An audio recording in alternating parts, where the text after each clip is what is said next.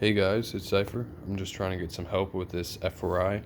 I just went to turn it on today, and you can see when I turn the key from off to on, nothing happens. And when I did that for the first time today, I heard a popping noise, and it sounded like a fuse or capacitor, but I'm not sure. I've got battery voltage, perfectly but good batteries, like 12.6 or 7 or something like that.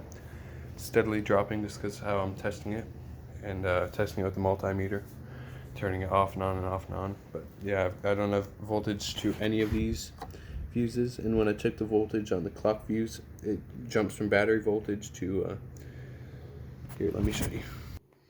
So you can see I'm getting battery voltage from the clock fuse right there, and let me position it a little bit, zoom out. Okay, yeah, it's battery voltage from the clock fuse, and let me just go to the other side of the fuse. Battery voltage as well, and for whatever reason it's not dropping, but when I checked it before, it would go from 12.8 to like 8 to 0 to 8 to 12.8, and yeah, when I check any of the other fuses, I don't get anything. Let's go across them all,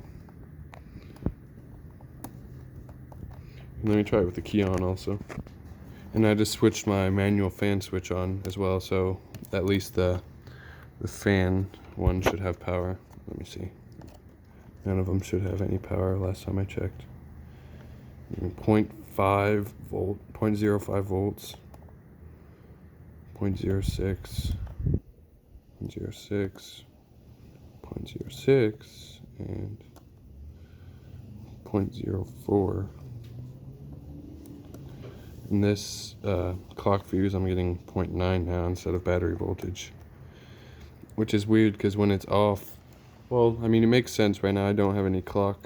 I don't have any clock on the cluster, so I'm not sure what that could be.